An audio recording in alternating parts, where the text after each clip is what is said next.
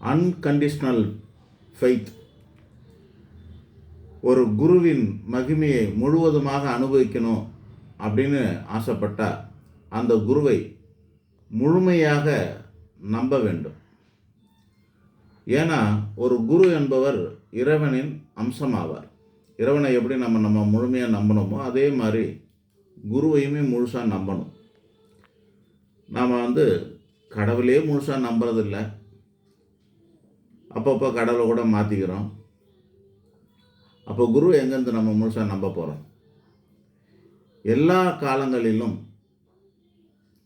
குருமார்கள் வாழ்ந்து கொண்டு தான் இருப்பார்கள்.